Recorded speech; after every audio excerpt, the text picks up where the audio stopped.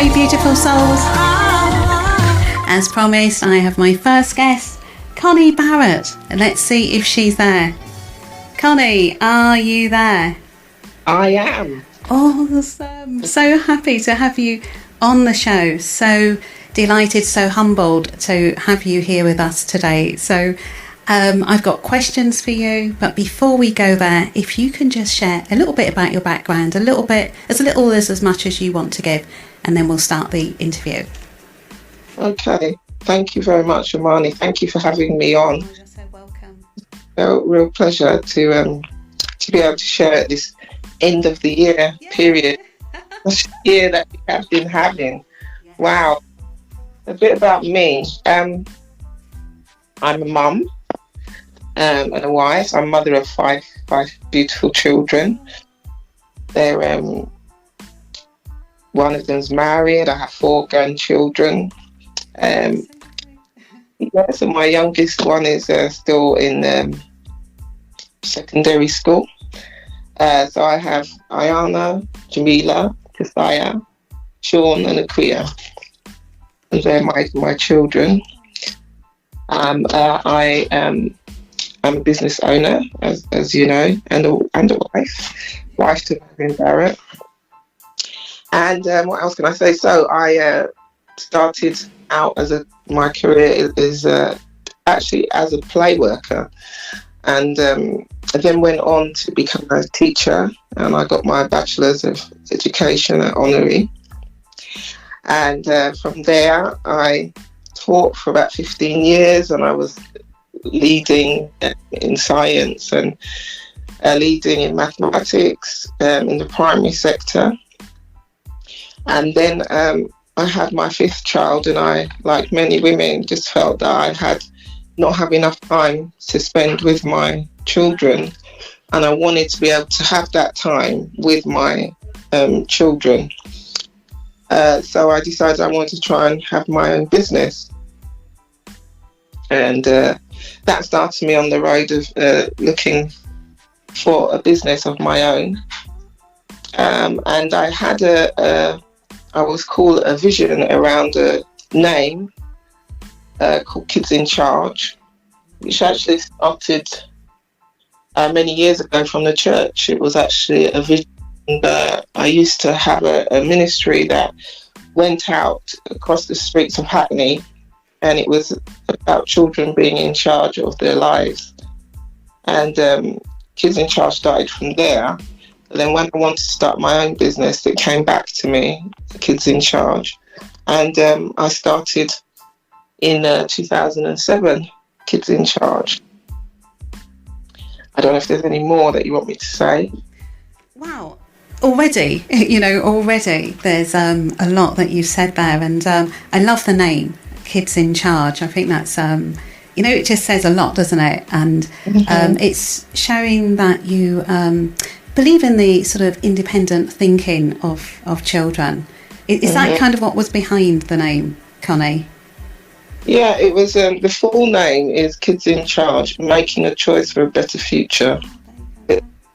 Mouthful, but the children are the future, and I always thought that these children that I was looking after and teaching were actually going to make the decisions about my life when I'm old. Yes. And it's important, how we teach them and grow them, and how they learn that they are decision makers early on, and that they make choices that create a better future. Right, and I would say when I did the flyer, I had a list of things that you've done, and we will go through those a little later. But I know that you are really excited about 2 new business projects that you're involved in that you started recently, Kickstart and I Am Somebody, and I really want to kind of go into those. Do you want to start with Kickstart first, or which one do you want to start with? I think the I Am Somebody project. Okay. Yeah, let's go there.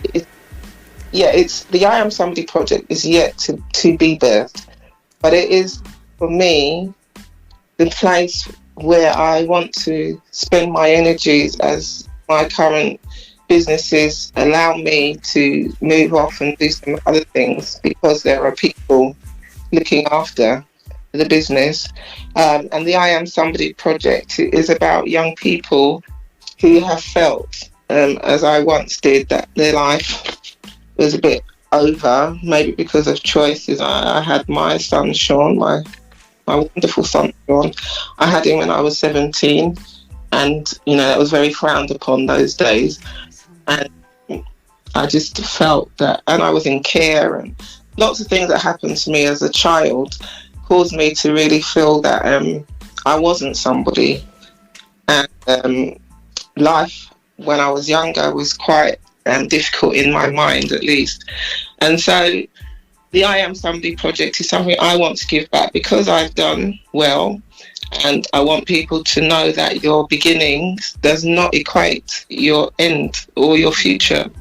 And so this project is sort of like I've created this business and my philanthropy, my charity. This is what I will be doing, is having this I Am Somebody project that allows people to reflect and to receive and to restore. And the restoration, mainly young people coming out of care, is what that will be about. Now, Kickstart is a government initiative that has just starts for January, which we were able to bid for in October. And I went forward for it. And it's a scheme that the government is allowing young people between the age of 16 to 24 to be employed by companies. The government will pay for them to work 25 hours a week, and the employers will receive a grant helping them, young people, to become more employable. And so we will be running, we're calling it the Kickers program, and we've been awarded, so I'm so excited about that. We'll be providing 30 to 60 jobs with different employers, and we will be offering them one-to-one coaching with Mervyn Barrett. I know you know Mervyn Barrett. Yes, Mervyn Barrett. Yeah, he's coming on as well. Yeah. So he will be providing one-to-one coaching and group coaching, and that is more about the young people being able to have an opportunity, not just to get the nuts and bolts of how to have a job, but also to look at themselves and have that reflective time and look at how they've got to where they are, to build skills of resilience. And they will also have the hands-on how to apply for jobs, how to interview, how to do the online interview as it is now, and all those practical things. And they will have jobs. And we will also be having a reward ceremony. They will be having buddies, and the buddies will be rewarded for ensuring that their kicker comes to work and is settled. So we're really excited about providing something just so much different to just we get some money, pretend that we're helping them, put them in jobs, and off they go. We're actually going to make a difference. And to me, that is the beginning of the doorway to the I Am Somebody project. I feel that has been created, and we've got into this so that vision will be realised. That sounds really good. And as you were saying, Connie, about, young people being the future, and it's like, it's so important for them to have something. And I love what you're doing there. So 30 to 60 people you'll be able to take on, and they'll receive coaching and, just being given a guidance to go out into the world and to take their journey where they want to. And that's amazing. So are you saying... Yeah, go ahead, Connie. No, I'm just saying, and work experience too, that is supported. So, we would have them start working a bit later in the afternoon and then gradually have them working from early. We want them to win. So we're setting them up to win. So is this from how can people apply? So if a young person's listening, or if a family member's listening and think, oh, my young person, this will be great for them, how can they apply to you and get this wonderful opportunity? Well, the Kickstart is run by the Department of Work and Pensions. So through their work coaches, it's only open to people who are on the job seekers allowance. And through their work coaches that they have in the job centre, they will direct people to the scheme. So I think there's a board that has all the different jobs. That it's not just like, I mean, there's loads of companies around the country who are involved. So it's a scheme that's open, but ours, I think, is quite unique in the way that we will be spending a lot of the money on encouraging and, really supporting and making sure that we celebrate with award ceremonies and prizes and all of it. So they can't directly come to us, but they can look out for it with their job coaches and just look for the Kids in Charge Kicker scheme if they want it to go out. Right. And also, from what I'm hearing you say, the I Am Somebody, they will get an opportunity to be part of that project as well. As we go forward, yes, they will. They will. Wow. And you know what I want to ask you, Connie, what's so important about this age group? Because I do think the 16 to 24-year-old is, it's a unique time in a person's life. And how important is it to get that guidance, to get that, mentoring, and to have people around you who can, stir you? How important is it compared to, say that isn't out there for other young people? And that age group is quite unique and quite important, isn't it?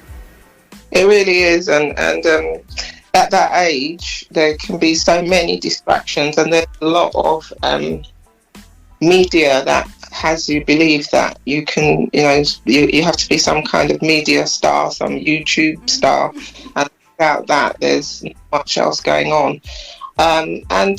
And also, obviously, the job market is very narrow now.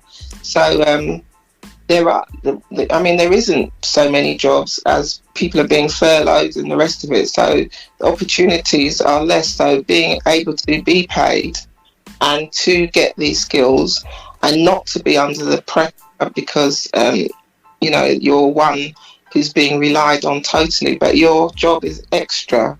So you have the opportunity to grow and to be mentored. And I think to be mentored and to have an opportunity to explore your internal thinking at this age, at those ages, is really important for the mind, the development of the mind, which is where it all sits in the mind.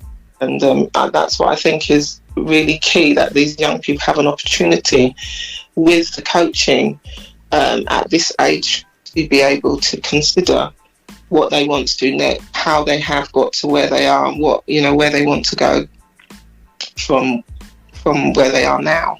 Yeah, because I think, at that age as well, is that they have the energy, and it's like, you have the energy, but if you don't have the guidance, and what you're offering is, okay, that you've got the energy, and now we're going to take your mind and, take it in the right direction, so that you're, you're starting off as you mean to go on.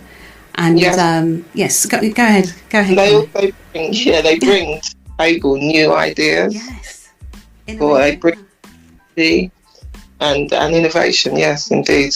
We do have work experience, and we always find that the young people are in tears when they're leaving, and the children that after are in tears when they're leaving, because they make such a contribution. And I think to be valued and to be in a place of value at work at that age is really important. Encourage you to go on to want to have that career. Yeah, the buddy system. So is it sort of is it that you're going to put them in peers and they can support, and how does that work, the buddy system?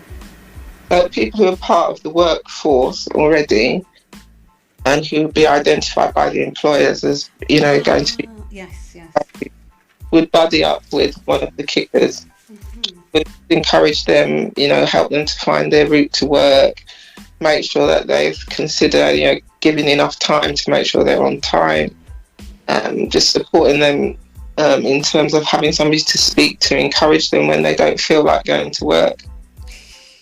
And No, I'm just thinking back, being that age, and that it can be that thing, isn't it, where they feel, oh, the alarm clock's gone off, I don't feel like going in today.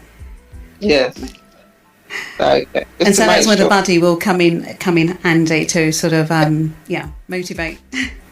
And also the buddy will celebrate them in an open forum, so that when we have the days where we have presentation of awards, that they will be publicly recognised by their buddy for all that they have done, the hills that they have, the mountains that they have climbed, and the valleys that they've got themselves out of, and just helping to keep encouraging and saying, you are valuable and you are somebody and you can do it and you're doing a great job. So that's the buddy. So one more thing I want to ask about Kickers is, will they, when they come to you, will they sort of say, okay, this is the career that I'm interested in, or have you got a selection of careers, open for them, or do they get a chance to choose, or is it a bit of both? Well, it's actually an interview process. So you send to the job centre, you send them the job descriptions for the different roles. So we have, from my company, because I'm one company, but I have other companies within my gateway. So they will all do their own job descriptions, and the job centre would then take the young people through those, and they would choose what they want to apply for. Then they would be interviewed, and then they would become part of the company for the 6 months. So those jobs are anything. We have a marketing assistant, we have administrative assistant, we have HR assistant, we have nursery assistants, and we have breakfast and after school club assistants. So we have a range of, and finance as well. So they would be able to choose one of those roles in our company, and then the other companies will present their different roles as well. So there's quite a lot of choice for them to choose from, and it sounds really, really good. I want to quickly go back to the I Am Somebody, because when I see that title, it just reminds me of people needing to build the self-esteem, and it seems like you can never ever build your self-esteem enough. There's always more to do, and is that kind of the thing behind it? Because I feel as well, in this country, not just one group, not just one community, but it seems to be certainly, and especially around young people, self-esteem issues can be there from which can actually affect throughout life. And is that kind of your thinking, to kind of start young people off and feeling good about themselves and seeing themselves the way maybe other people might see them, that they don't always see for themselves? I think it's about seeing that you have a purpose, that you have skill, that it isn't what other people say about you that really matters. It really is what you say about you that really matters. And so therefore, the keep on having to replenish your self-esteem becomes less needed. I mean, I think we always have to speak to ourselves powerful words, but really not just having a mantra of words, but having a look into your inner self, and that you are not this person or that person, that you are enough being you. And that's really what I think young people, they struggle. Well, I struggle as well, with that. Struggle. Yeah, just saying that I am enough. I am enough as I am, but first of all, young people really need to be able to look at, who are they? Who am I? And you know what I'm thinking as well, Connie? I think as well, like in my day, it was hard enough, but now young people have got social media. There's all sorts. There's so much going on. There's so much sort of, for them to kind of try to, live up to. So, again, do you think it's harder now than it was, say, back in the day for different generations? I think when you make a mistake, it's put on the internet and it lives there for forever. And I think lots of young people struggle with that, and it gets represented over and over. And it's really, you really have to have a strength that allows you to step over that and to see that, you know, mistakes are simply that, and everybody makes them.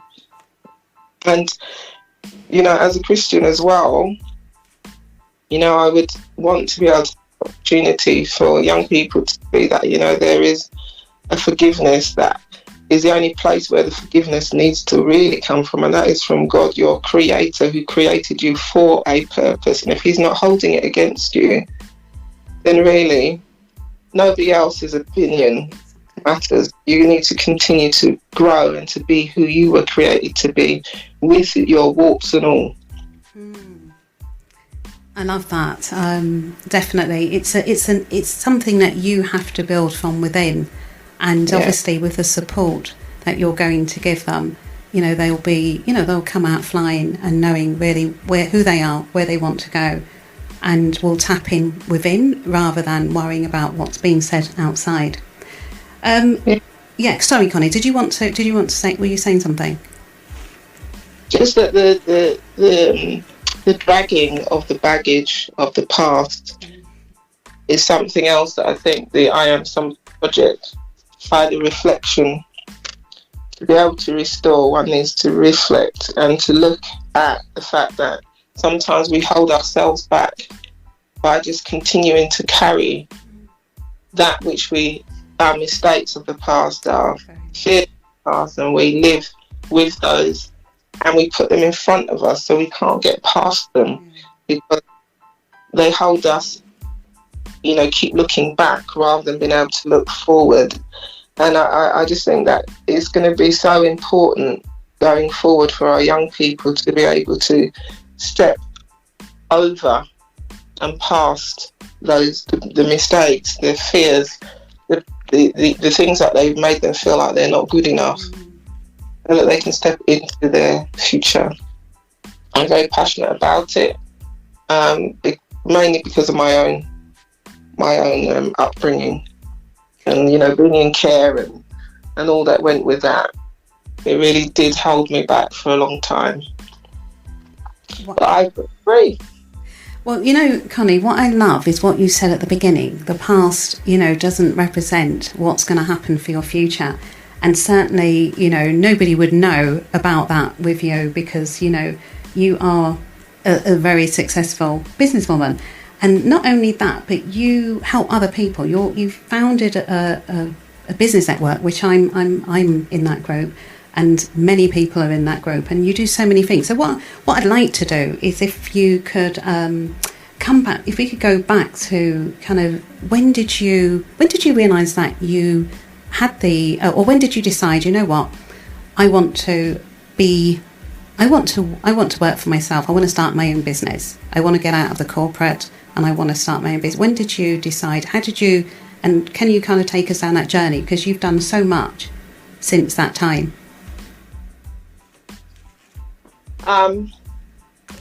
Journey from, sorry, can you just say that again for me? Yeah, when you decided to start your own business, how long ago was that, and what was the thing, what was the inspiration or the motivation?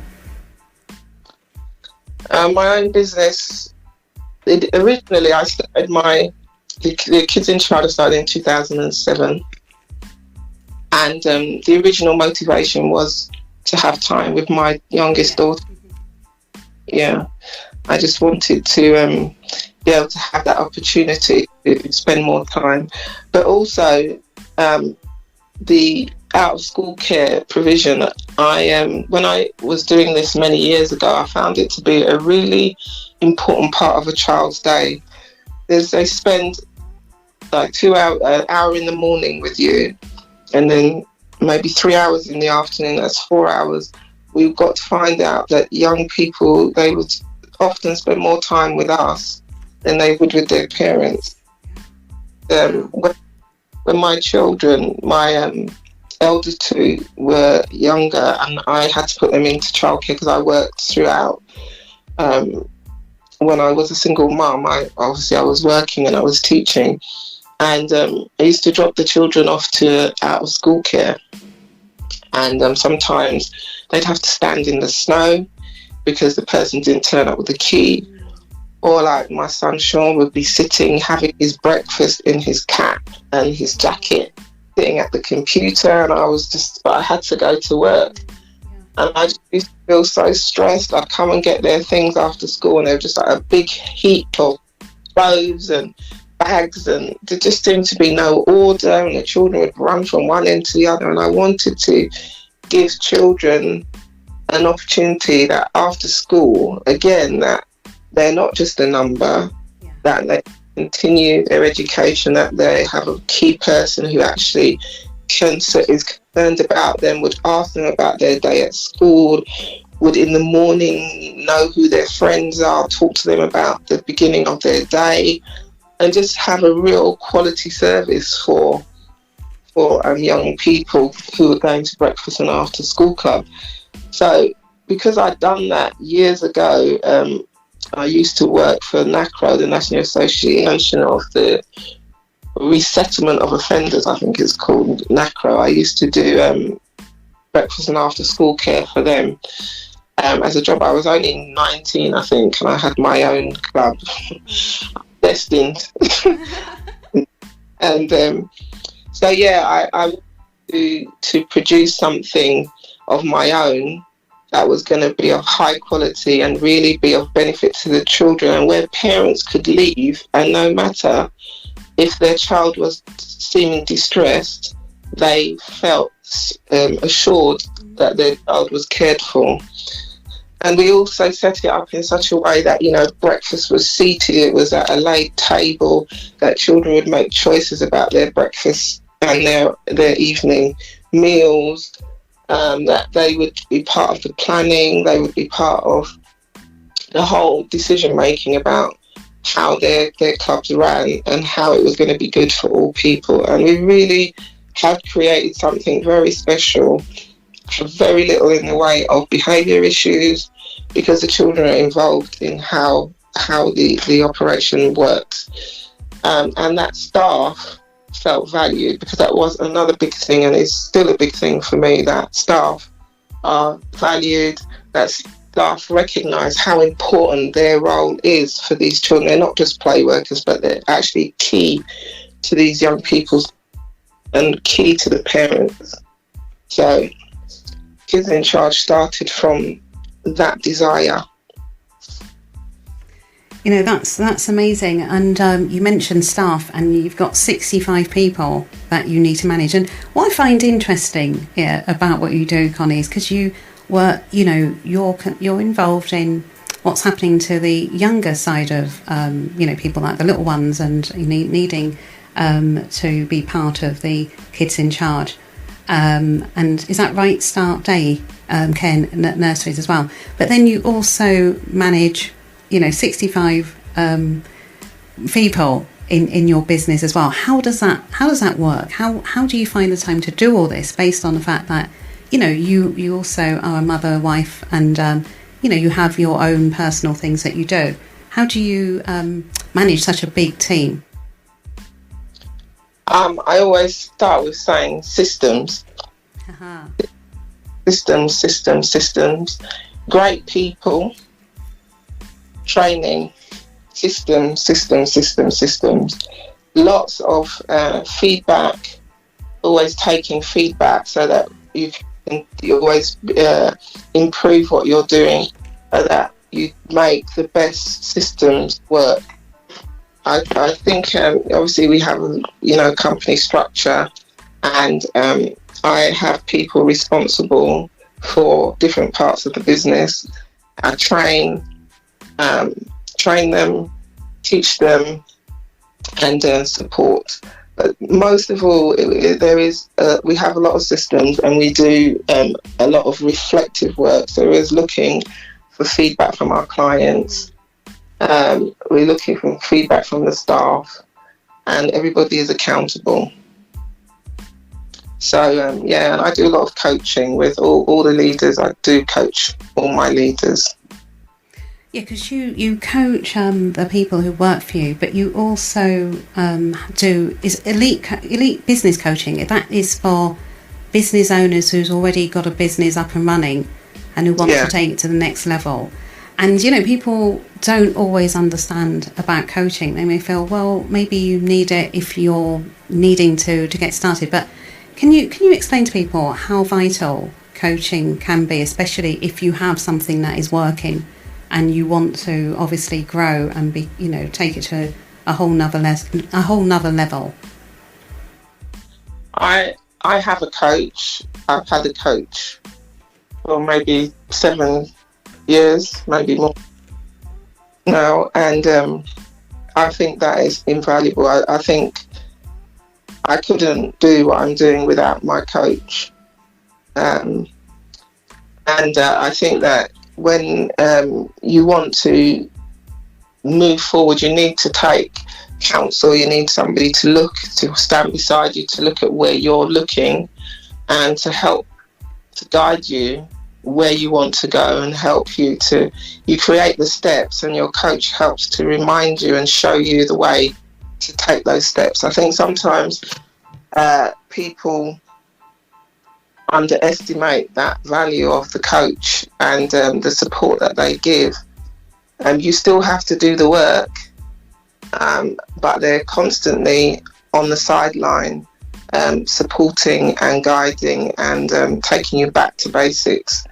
Well, mine does anyway. When I'm going off the rail, help me to focus on what's important. Yeah, so I think, all the presidents, prime ministers, sports people, all the top performers have coaches. So I believe that if you want to be a top performer, you need a coach. Yeah, I would agree. I definitely agree. And it's funny, was it a couple of months ago, we had Calais and Zara, who are people that are being mentored and coached by yourself and your husband, Mr. Mervyn Barrett. And Zara, lovely couple. And Zara was saying, she was talking about, the coaching she's received and also the mentoring, and that it's slightly different. Because you do that as well. You help people, you mentor people with their business. So can you explain for us a little bit how you would make the distinction between coaching and mentoring? I think that is more of a Mervyn question. For me, we'll be speaking to him soon. Yeah. For me, when I'm being coached or when I'm coaching, I think it's a bit of both. I think it's easier when you're mentoring somebody.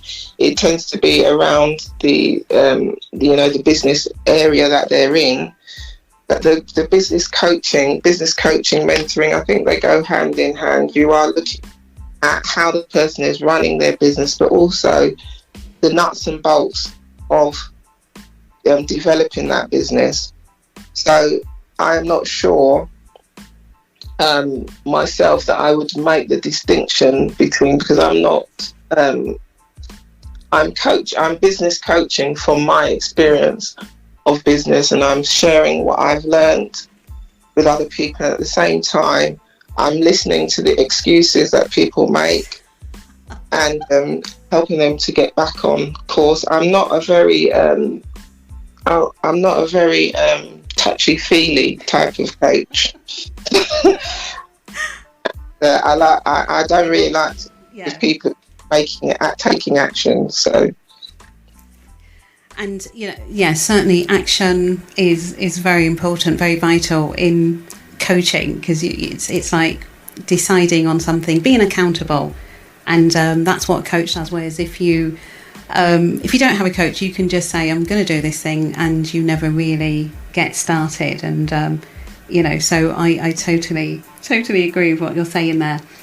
What I also want to talk to you about is obviously as a business person, what would you say are the skills, inner and outer? What sort of skills do you feel people, sort of like being determined or what have you, and outer skills that people should have if they are pursuing business? I think the first thing is you need a business that is solving a problem.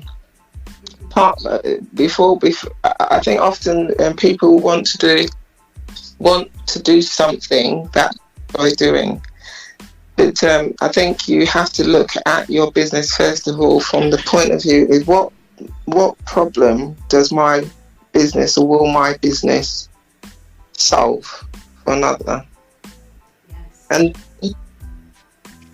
when you have seen, that your business is actually solving something, then how are you going to deliver it? Knowing who your customer is, knowing who your avatar is, who is that customer, and then being the right person for your customer. You have to be the right person for your customer. You have to be able to also be coachable. You have to be prepared to develop yourself. You have to be prepared to take action. I find that a lot of people do a lot of planning, which I'm really keen on planning. Mm-hmm. But once you've made the plan, then you have to fire. You have to start moving. Move, yeah. Move forward, yeah. You will adjust as you go along, because the learning, you have to be prepared that you're not going to get it right.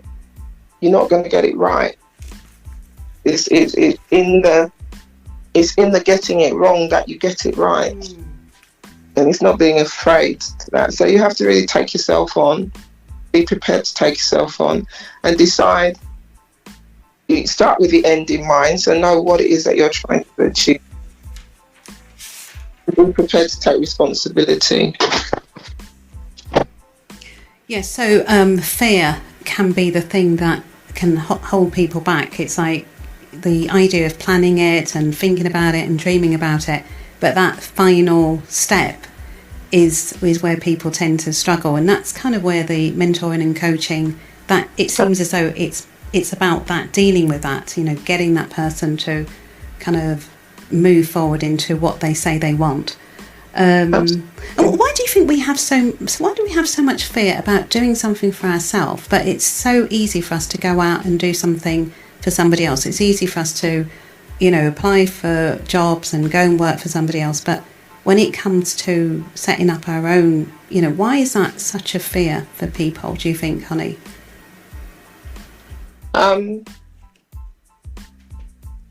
Maybe because we want to, we worry about people are going to think of us. We don't, it's the risk of what we might lose, looking at that rather than what we might gain, and like just being very negative.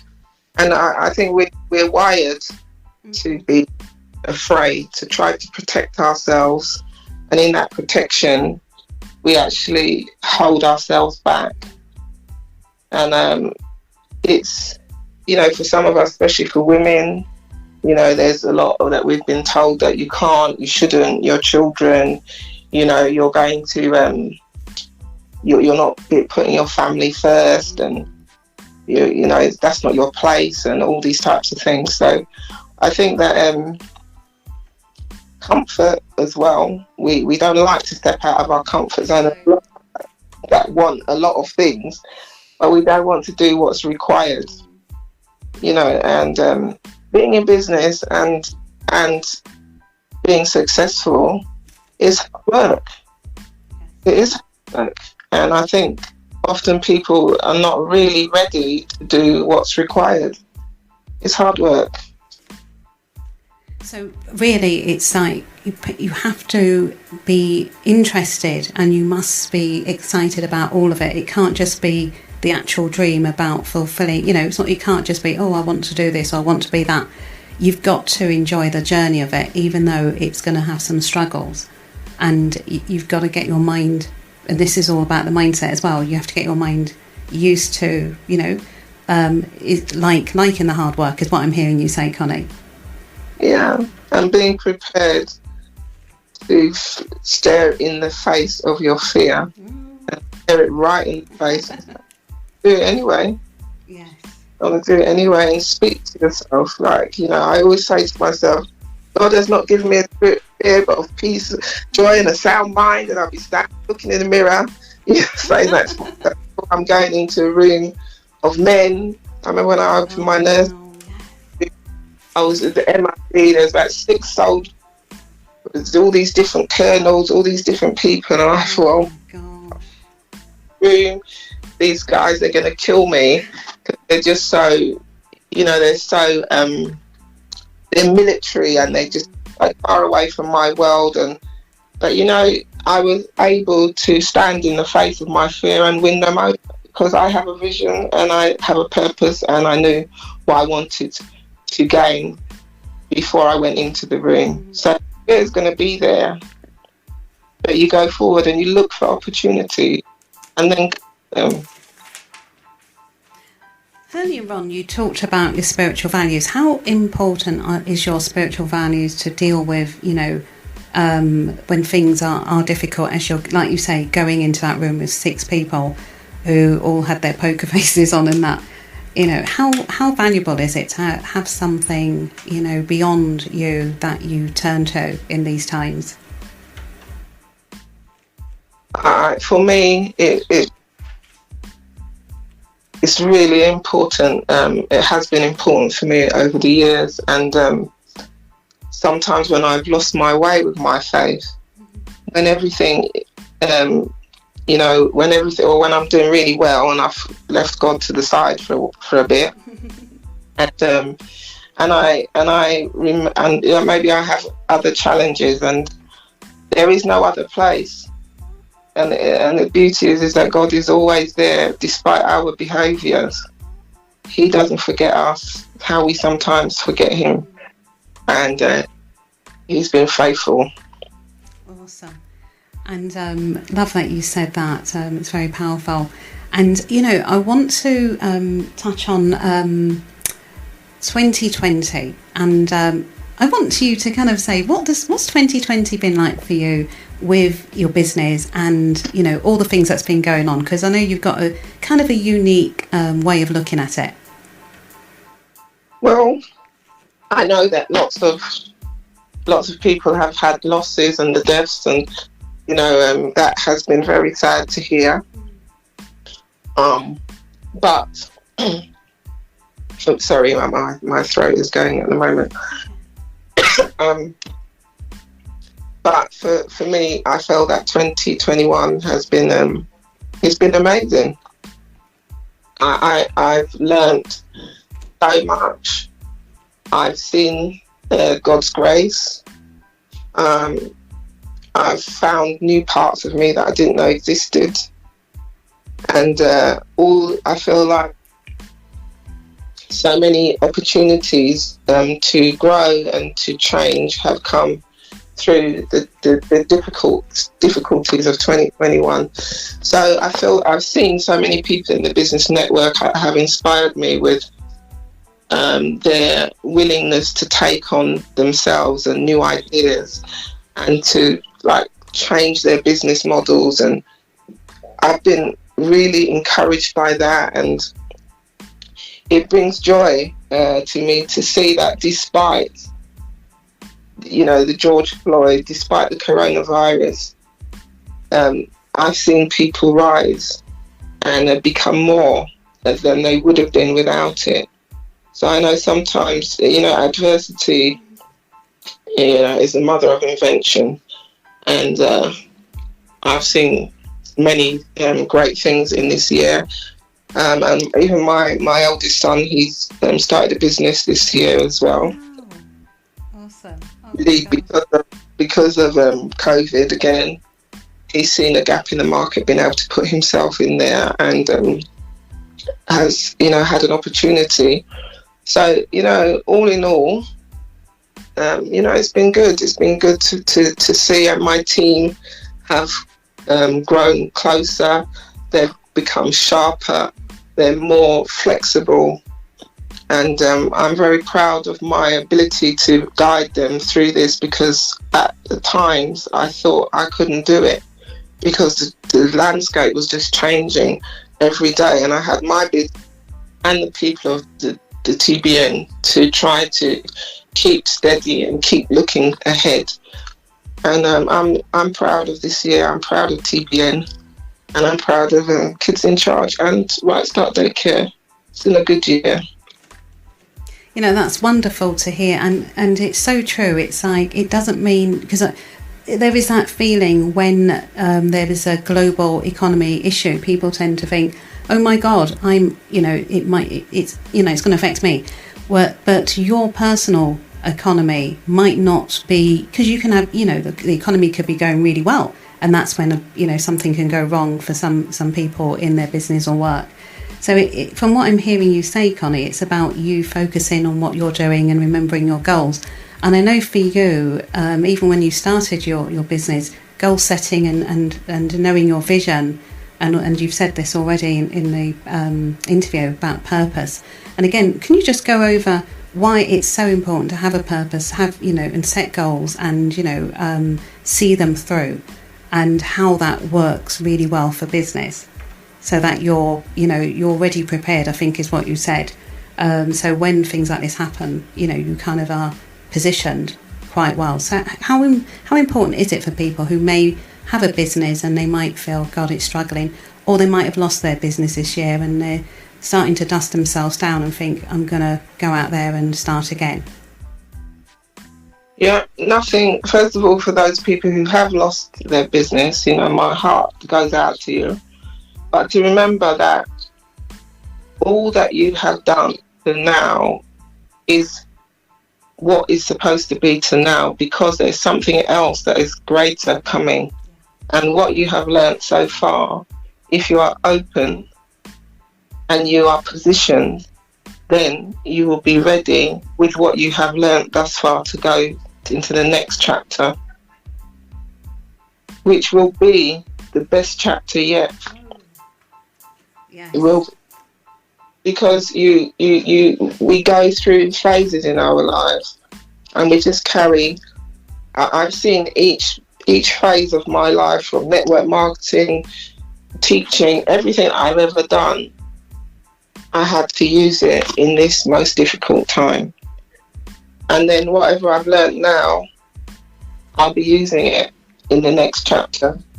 So I think planning and being prepared and having your path set out is important, but to have flexibility, to be looking at the trends. You must be looking at the trends so that you can see what's going on around you. You can't just be, wanting to sell your widget,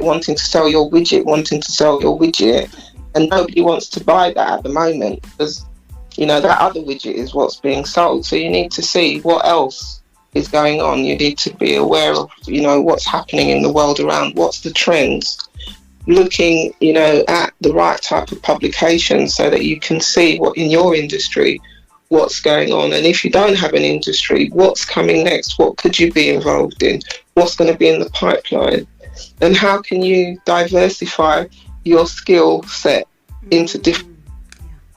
I think another thing is looking at what your actions are, and that you ensure that you do take income generating actions. People take a lot of actions when times are hard like this. Be careful about where you're spending your time. Is what I'm doing going to be able to cause me to generate an income? I learned that very early on in my business. I used to love creating rotas because I felt really comfortable with it, and I liked moving all the names around and places. I didn't make any money from creating rotas. I really had to go to schools and do the uncomfortable to actually ensure that I keep developing and looking for new sites, and having to have those conversations and, step out. And so I think having a plan that has a development, even though, like now, we know we're going into another lockdown, what are we going to be doing in the month of January, the month of February? What are you going to be doing that positions you for when the world opens up again? And what does your industry possibly look like? And I'm now starting to think about this year's plan. I'm thinking about, I probably need to do something with home care and play workers that pick up the children and go to people's homes. because it's not really what I want to do, but I need to stay afloat. So I think although you have your plan, you need to be able to be flexible in your plan.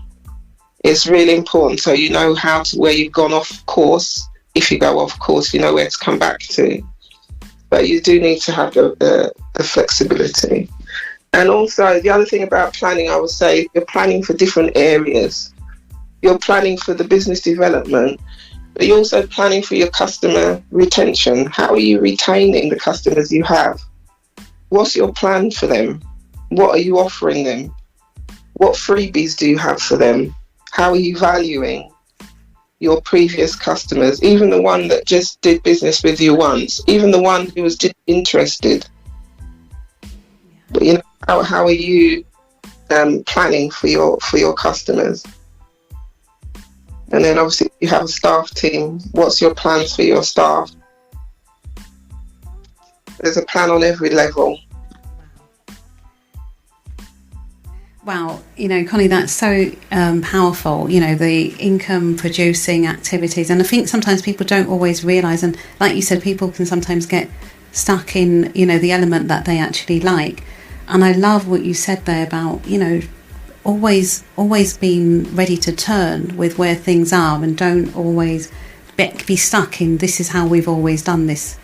You know, always be ready to be flexible. Yes, you've got your plans, you've got your goals, but you still have to move with where things are going. So follow the trends and don't get stuck in, you know, this is how we've always done it, or this is what we were doing, you know, last year.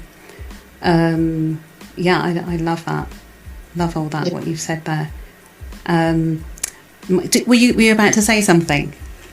No. Yeah, my question actually, because we're down to 6 minutes. My God, I've still got more. But I wanted to... well, actually, before I ask you the last couple of questions, how can people get in touch with you, especially for Kickstart and I Am Somebody and anything else that they may want to talk to you about? How can they get in touch with you? Where are you on social media? And is there an email, or where can they find you? Find me on LinkedIn. I'm not a great social media person. The people who know me will know that. But I try. And my email, you can get me as cbarrett, BARRETT, at kidsincharge.co.uk. Wow. And, you know, you were saying just in the last question, in the last answer you was given, you were talking about some things that you'd be thinking of to do in the future. And I just really want to ask you, where do you see what you're doing? Because you're doing great works, and there's so much to what you do, so many levels. You run a business yourself, several businesses yourself. You work with people who's doing their business, and a lot of them are already successful, but they want to go to the next level, so you help them. And then you've got these 2 dream projects that you're doing. What else is in the pipeline? What else is in there for Connie Barrett for the next 2, 3, 4, 5 years? Or do you have that? Do you plan that far ahead, or do you kind of allow, you know, yourself to be guided? I had always thought of franchising Kids in Charge, and I didn't sort of continue it in that way. So I'm kind of not sure how much further I want to expand Kids in Charge, but I do know that I am looking at opening new nurseries under the Rightstart daycare umbrella. And I'm looking for business partners in that. I'm also looking at investment now, and really wanting to work in particular with the Black community on investment. And so we have started an investment group, and we really want to look at how the Black community is able to begin to start to trust each other, to be able to come together and start to build financial wealth together. And so we're going to start with a property. You have a group of us so far coming together. I always want to do a project next year, hopefully, where we're not all black in the group, but the heart of it from me is just looking at us as people not really being able to trust each other to invest together, being able to buy this property, flip a property and say, we've done this, so we can move on, and eventually create a base of finances that will be able to support businesses as they try to go forward and gain funding for new businesses. Because I found it really difficult when I wanted to start my nurseries. My bank that I'd banked with for about 12 years, not 12 years, about 10 years, or I can't remember how long ago, but before I started the nursery, I'd banked with them for years, and they wouldn't give me any money to start my nursery, and I was disgusted because my bank balance is always healthy. I don't have anybody. We're a debt-free company. I went to another place, and in 20 minutes they gave me all the money. So I think that we need to be able to go to places and be able to support the up and coming businesses, and so I'd like to be able to be part of helping to develop. I'm working with this a property developer as well, who the two of us have got this vision around banking, black banks being able to happen here in the UK. So that's a long-term vision, just another inkling, but I want to spend time with my grandchildren, take care of myself, and over the next couple of years, a lot more settling of the businesses that I have, and not too much expansion for a little while. Although I don't know if I know how to rest, but I'm going to try.